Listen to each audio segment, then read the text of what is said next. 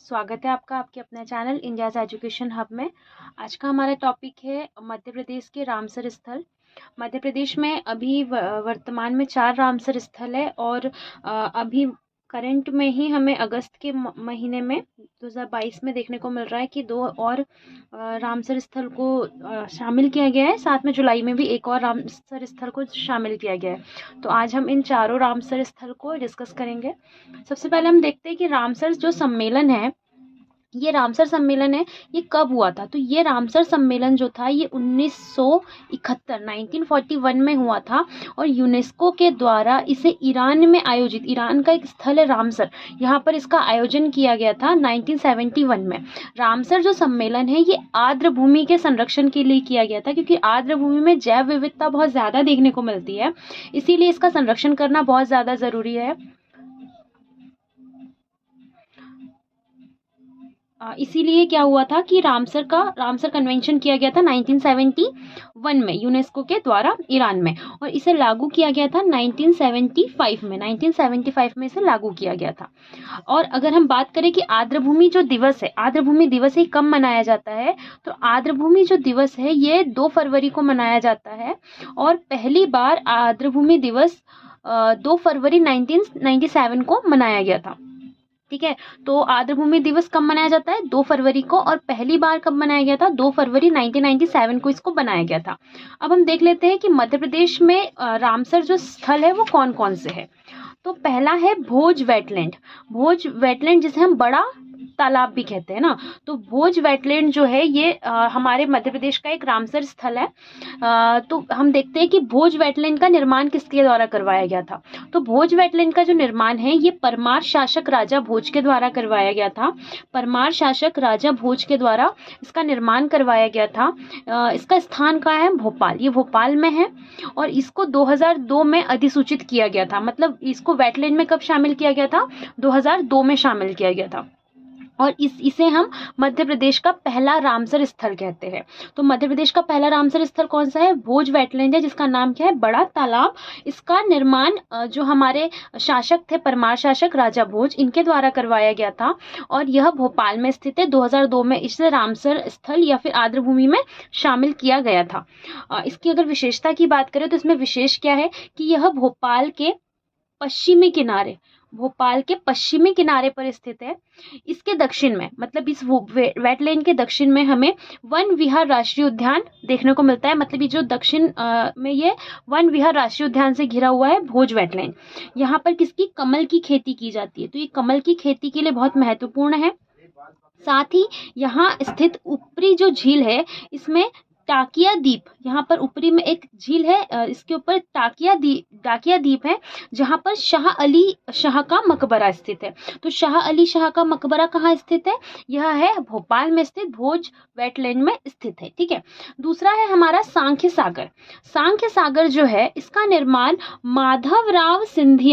माधवराव सिंधिया द्वारा 1980 में कराया गया था। तो सांख्य सागर जो झील है इसका निर्माण माधवराव सिंधिया के द्वारा 1918 में करवाया गया था। यह शिवपुरी जिले में स्थित है। तो अगर क्वेश्चन आता है सांख्य सागर झील कहाँ पर है, शिवपुरी में, और इसे कब अधिसूचित किया गया था, तो ये 26 जुलाई 2022 को अधिसूचित की गई थी। मतलब ये हमारे करंट का ही अभी एक मुद्दा है। तो 26 जुलाई 2022 को इसको अधिसूचित किया गया था। अगर हम इसकी विशेषता देखें तो इसमें विशेष क्या है कि माधव राष्ट्रीय उद्यान में स्थित है। सांख्य सागर झील कहाँ स्थित है, तो यह कहाँ पर स्थित है, जो हमारा माधव राष्ट्रीय उद्यान है यहाँ पर यह स्थित है।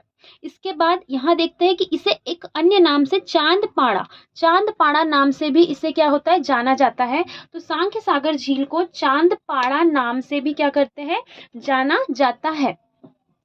इस झील में एक वोट क्लब है, इस झील में क्या है, एक वोट क्लब है जिसे सेलिंग क्लब कहते हैं। तो सांख्य सागर झील में एक वोट क्लब है जिसे हम क्या कहते हैं, सेलिंग क्लब के नाम से जानते हैं। इसका निर्माण मनिहार नदी पर बांध बनाकर किया गया है। तो सांख्य सागर झील का निर्माण किस नदी पर किया गया है, किस नदी पर बांध बना के किया गया है, तो मनिहार नदी पर बांध बनाकर सांख्य सागर का निर्माण किया गया है।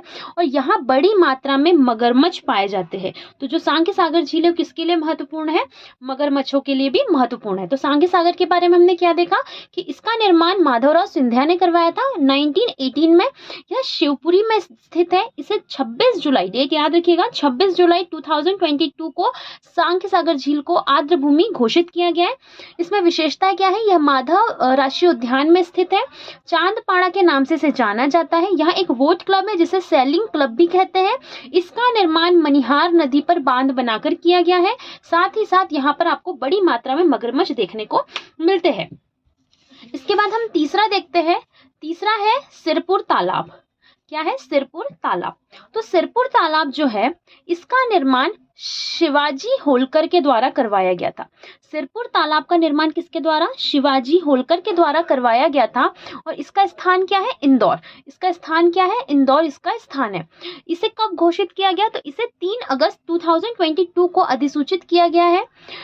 इसमें विशेषता अगर हम देखें तो विशेषता क्या है कि यहाँ the bird of Sirpur book में 130 प्रजातियों को सूचीबद्ध किया गया है। तो एक बुक है जिसका नाम है birds of Sirpur, the birds of Sirpur. इसमें यहाँ की 130 प्रजातियों को सूचीबद्ध किया गया है। वर्ल्ड लाइफ इंटरनेशनल ने 2015 में, कब, 2015 में मध्य प्रदेश के 19 इंपॉर्टेंट पक्षी क्षेत्रों में इसे शामिल किया गया था। तो मध्य प्रदेश के 19 इंपॉर्टेंट पक्षी क्षेत्रों में जो हमारा सिरपुर तालाब है इसे शामिल किया गया था।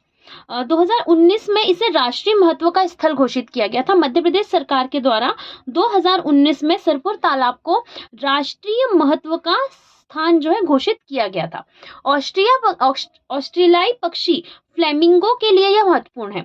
तो अगर अभी हमने देखा सांख्य सागर किसके लिए महत्वपूर्ण है, मगरमच्छों के लिए, उसी प्रकार सिरपुर जो तालाब है यह फ्लेमिंगो जो ऑस्ट्रेलियाई पक्षी है इसके लिए क्या है, महत्वपूर्ण है।